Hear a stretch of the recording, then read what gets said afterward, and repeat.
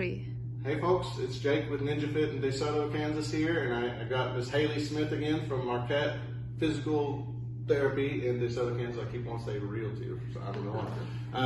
And we're doing another stretch to kind of help. A lot of it, these first videos we're making are to try to help martial artists with our kicks, our height, our hip flexors, the leg strengthening and flexibility.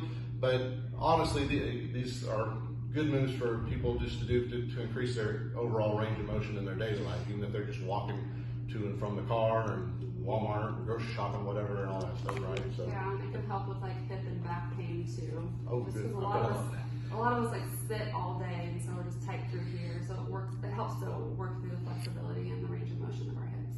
Okay, so which one you got for us now? Okay, so this is the hip 90-90 series. So it's called 90-90 because you're at 90 degrees here, 90 degrees here. So just sitting in this position can be hard for people. It's easier for some. Usually women it's a little easier because our hips are a bit wider.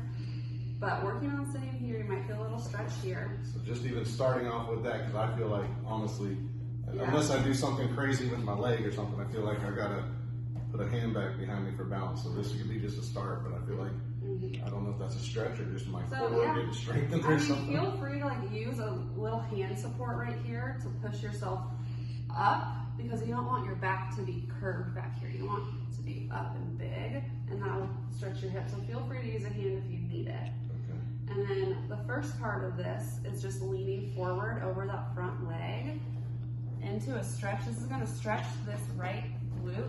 On you, it's gonna be your left glute, your left hip. It's working on the external rotation of your hip, which is important for your kicks. And you can come back up. And I'm going, just mainly I'm focusing on this going in the same direction as my thigh and knee, right? Because I've seen people do, for some reason they stretch over here, or they try to come back and stretch over here, and it's just not super comfortable for me. Yeah. But this, for this specific stretch, for this specific one, I like folding like right over your thigh in line with your femur bone here. You can do a little bit of side to side as long as it feels okay to you.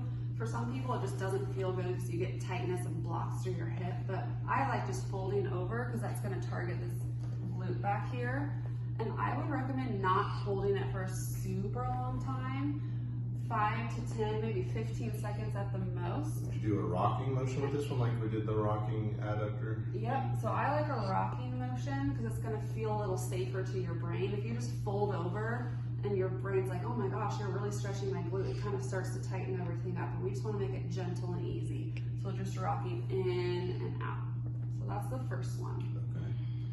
Now, to add on to that for the second part, you can lean forward, stay here, and then this back leg is going to lift up. The knee stays down, the foot comes up. I don't know if that's gonna work for me. And some people it's really hard because a lot of people have limited internal rotation of their hip joint. Now, if you need to help it, if your arms are long enough, yep, you can kind of help it. Okay. That works on the And joint. again, rock that or something, don't just pull it and hold it. Yeah, it's probably the same thing. I wouldn't hold for super long because again, your body's gonna be like, what are you doing?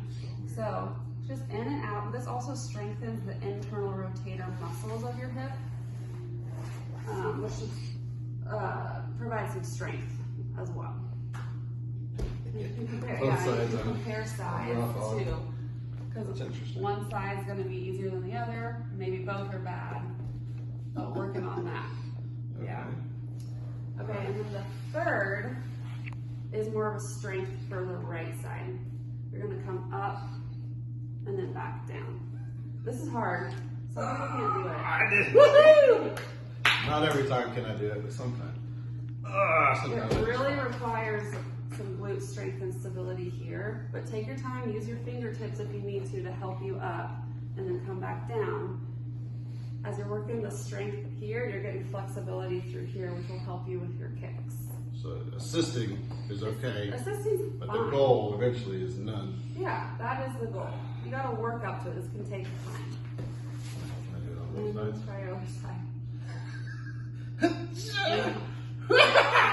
If I do a little hop with it, like get momentum, that's cheating, I'd right? rather you use just a little assistance and then squeeze your butt cheek. and see if that helps. If you squeeze it first and then help it up, because then you're making it contract, and that contraction is going to propel you forward.